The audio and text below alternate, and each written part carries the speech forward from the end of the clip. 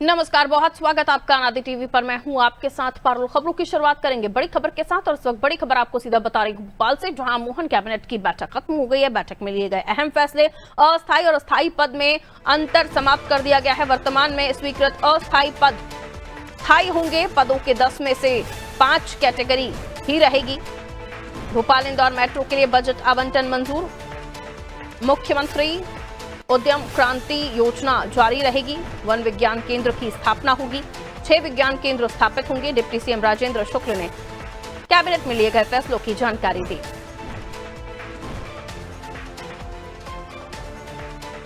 तो खबर भोपाल से आपको बता रहे हैं, मोहन कैबिनेट के अहम फैसले, अस्थायी और स्थायी पद में अंतर समाप्त किया गया है। वर्तमान में स्वीकृत अस्थायी पद स्थायी होंगे। पदों की 10 में से अब कैटेगरी 5 ही रहेगी। भोपाल इंदौर मेट्रो के लिए बजट आवंटन भी मंजूर कर लिया गया है। मोहन कैबिनेट के अहम फैसले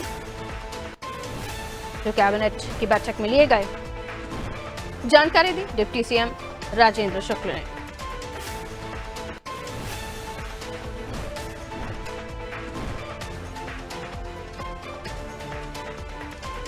और आइए कैबिनेट के फैसलों की जानकारी जो मिली है उसको विस्तार से समझाएंगे मेरे सहयोगी दिव्या हमारे साथ जुड़ रही हैं। दिव्या, क्या कुछ फैसले लिए गए कैबिनेट में? हाँ पारुल, जैसे कि काफी महत्वपूर्ण रहती है कैबिनेट बैठक, और आज की जो कैबिनेट बैठक इसमें काफी सारे महत्वपूर्ण निर्णय लिए गए। जो एक तो जो कर्मचारियों के हित में जो निर्णय लिया गया है, जो स्थायी और स्थायी पद है, इनका जो अंतर है वो खत्म कर दिया गया है। और देखना होगा कि आगे किस तरह से जो स्थायी पद जो कर्मचारी थे वो अपने आप को स्थायी कराने की मांग कर रहे थे, अब सरकार किस तरह की एक रूपरेखा बनाती है, क्या निर्देश क्या पूरा नियम कायदा बनाती है। इसी के साथ जो सिंचाई प्रोजेक्ट के कारण कुछ जिलों में जो डूब प्रभावित क्षेत्र है उनमें जो किसान है उनका मुआवजा बढ़ाने के लिए उनके लिए जो है राशि स्वीकृत की गई है। उसी के साथ जो इंदौर मेट्रो है उसका भी जो बजट है उसको बढ़ाया गया है। तो ऐसे तमाम सारे जो निर्णय है वो आज की कैबिनेट में लिए गए। इसके साथ काफी सारे और भी कैबिनेट निर्णय लिए गए।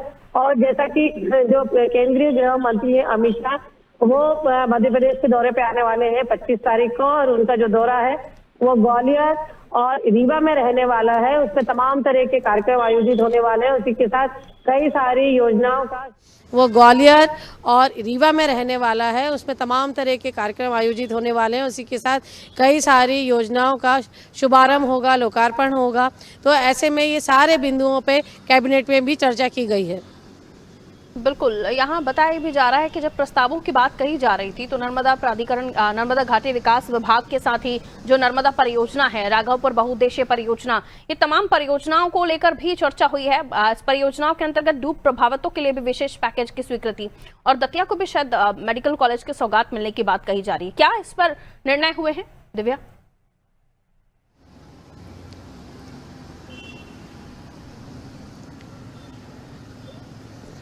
जी बिल्कुल पारुल, जैसा कि जो नर्मदा विकास प्राधिकरण है, इसके जो प्रोजेक्ट चल रहा है उसमें जो डूब प्रभावित क्षेत्र है इनके राहत के लिए एक विशेष जो पैकेज है इसकी स्वीकृति की गई है। और जैसे कि दतिया है, यहाँ पे एक मेडिकल कॉलेज के लिए भी स्वीकृति की चर्चा की गई है। क्योंकि जैसे देखा जाए कि कोशिश की जा रही है कि मध्य प्रदेश के स्वास्थ्य स्थिति को सुधारा जाए, बेहतर किया जाए, और जगह जगह अब मेडिकल कॉलेज खोले जा रहे हैं।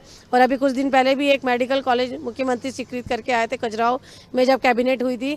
तो इसी तरह जो आज ये कैबिनेट बैठक जो मंत्रालय में हुई है, इसमें दतिया का कॉलेज जो है मेडिकल कॉलेज है उसे स्वीकृत किया गया है। पारुल, बिल्कुल, इसके साथ ही ये भी जानकारी दीजिएगा, चूंकि अलग अलग योजनाओं के बारे में भी जिक्र हो रहा था और ये भी जानकारी मिल रही थी कि वन विभाग के प्रस्ताव पर वन विज्ञान केंद्र की स्थापना संबंधी नई योजनाओं को मंजूरी दी जानी है।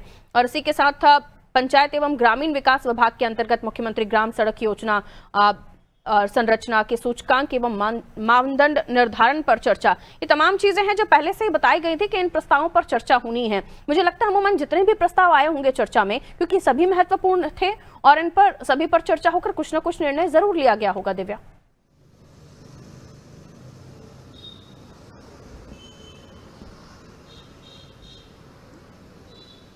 जी बिल्कुल पारुल, जैसे कि जब भी कोई महत्वपूर्ण नीति बनना है, कोई महत्वपूर्ण योजना बननी है, तो उस पे मंत्रियों से चर्चा की जाती है और कैबिनेट से स्वीकृत किया जाता है।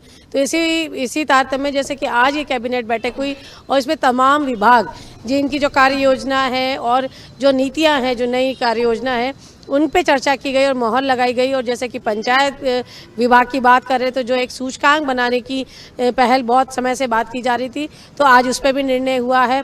और ऐसे तमाम निर्णय हैं पारुल, जैसे कि जो वन विभाग है, इसका जो ये गार्डन, इसका जो एक मैं बता नहीं पा रही हूँ शायद अभी आपको, कि जो इसकी एक प्रोजेक्ट आया था, इसकी भी स्वीकृति इसकी भी स्वीकृति हुई है।